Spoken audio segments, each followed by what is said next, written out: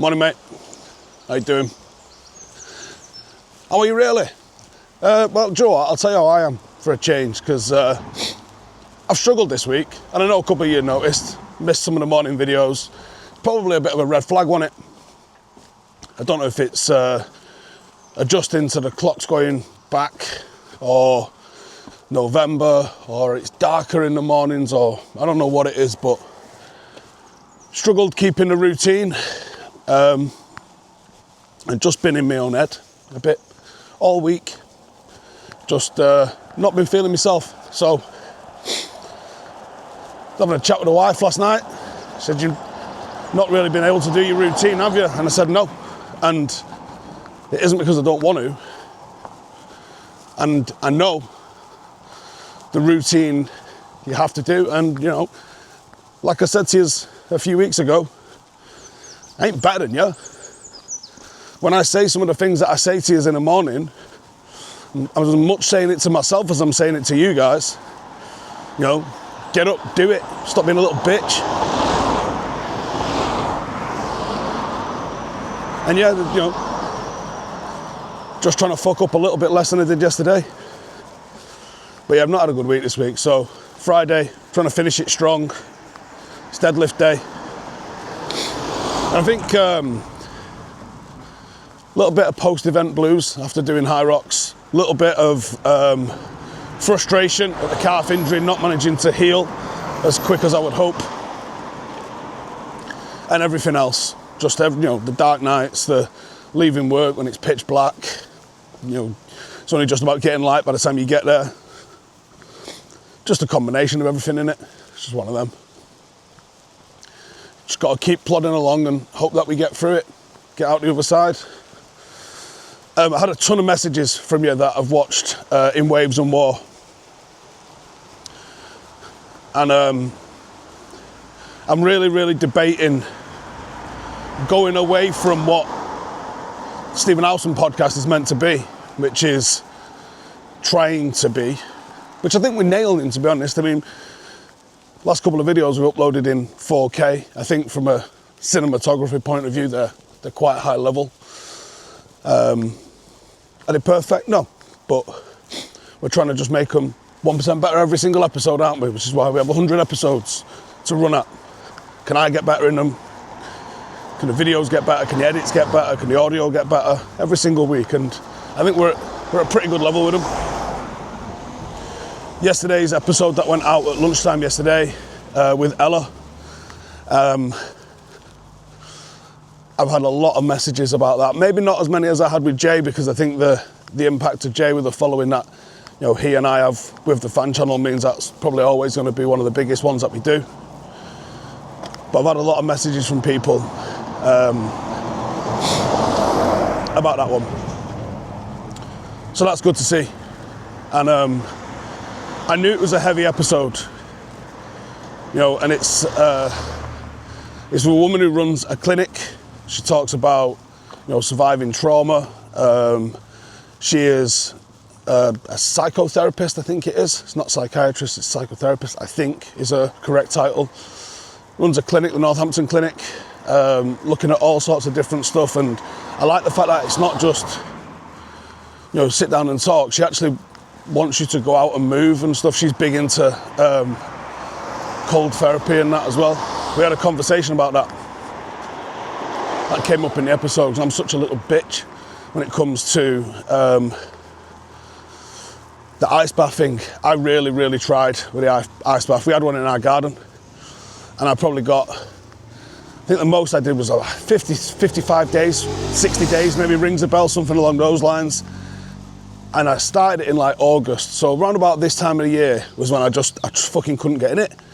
And I really wanted to, because once I was in it, I got like, you know, real dopamine out of being in it. But it weren't even like ice cold water. It was just like, you know, outside room temperature water. And I would have to fucking psych myself up like I was going to fight a fucking gladiator before I would get in the water. And it used to annoy me that Janine could just step in, but my body would just fucking not react to it in the slightest. And Ella goes, well, there's a reason And I was like, well, I did get hypothermia once when I was in the army. Could it be that? And she was like, yeah. So I don't know, maybe I go and get the treatment that Ella does, because she does do like hypnotherapy and that as well, where we try and get over that. And if I can start getting into the ice bath thing, because like genuinely, once I'd fought myself for 15 minutes, like genuinely I would need so much time. I couldn't just be like, right, I've got a spare 2 minutes, let me go and jump in there for 2 minutes. I would need 15 minutes like marching around the garden. Literally like I was gonna go and have a fight to the death, psyching myself up. And I would have to overcome some circuitry in my brain, clearly, because I would have to like throw myself into the water at some point to get in there. Now, once I was in there and you get over the of it being cold, I could sit in there for ages. I really actually enjoyed it. I enjoyed, especially because I was fucking fat at the time, right, as well. And I was still trying to hike. Like, I always had like pain and shit in my calves, ankles, knees. And the cold water felt great. I could stand in the cold water for ages, but I couldn't get my torso into it. Like, I can have cold water on my head, can have it on my legs, but I couldn't get my torso in there. And it would absolutely just completely lock me up. But again, I felt great once I'd been in there. So I'd love to be able to get to the point where I could do that and have one in my garden. I'd love to be able to do like sauna every other day, ice bath every other day, because it's meant to be like loads of cold shock proteins, heat shock proteins, which just elongate your life. They just make you live longer. Is it your telomeres that they fuck with? Like, it's when your telomeres get short is when you just fucking die. You stop regenerating. I think your telomeres grow, or certainly don't atrophy, when you're fucking about with them with the cold and the heat. So it's something I've always really wanted to do, but couldn't fucking do it, and just a complete and utter mental block for doing it. And hypothermia is the right laugh, in case anyone's wondering. I don't even know if the army does this anymore. In fact, I could obviously find out, but when you would go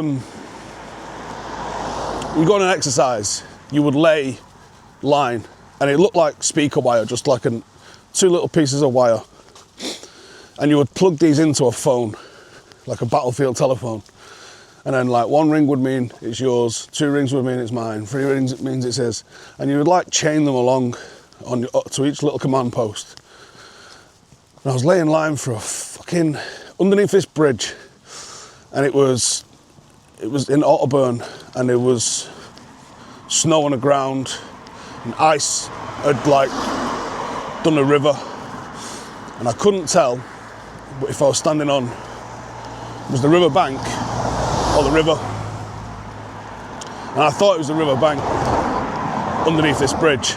As I've ducked underneath this bridge, I've stepped on what I thought was still the side of the bank, and it wasn't. It was because the top had like a dead thin sheet of ice over it, and I've fucking gone straight down through the river, and I'm wearing a fucking day sack and webbing and all sorts of shit and my weapon on me, and I've just gone fucking straight through, underneath, over my head, and we're on exercise. It's not like I can go into a building, and I ended up with hypothermia. That's a fucking laugh.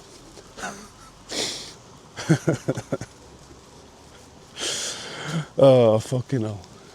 So yeah, that was fun. I never did the, you always see, I think the Royal Marines doing it the most. Don't know why it's their fucking cup of tea, bunch of weirdos. They cut holes in the snow, and they do the sort of self-rescue thing where they jump into the water. I think they have to recite the name, rank, number calmly, or as calmly as you. Who's the Marine? Fucking Smith. Like, and then they use the poles, and and when they get the nod, and then they can climb out. I did 6 weeks in Norway, but we never did that. That was pre me getting hypothermia, so I don't know if I would be able to do that. But it's weird because they strip you off then, you roll around in the snow, and that's kind of how you fucking get reheated. That's mad, isn't it? But yeah, that's that. Let's head off to, we've got deadlifts today.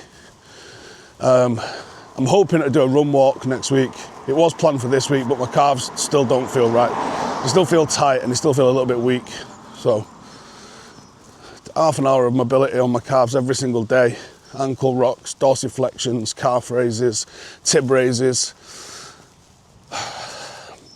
My calves look like fucking Arnie's, but they're just weak. Or they're weak in terms of integrity of them. Pretty strong, can move a bit, but they're just not fucking good for it. But do you know what? I had 21 runs in between getting fit and it going again this time. That's back, innit? You know, I did something like 150 kilometres. I'm back. Well, not back, because it broke. Bastard. So yeah, no football in this one, really. Just about when you lose, got to try and fucking pick the boat back up, haven't you? And go again. But yeah, I can't pretend it's all fucking rosy all the time, because it ain't. But it's an ongoing battle, isn't it? And even though you know the right thing to do, sometimes it's not the fucking easiest thing to do. And the easiest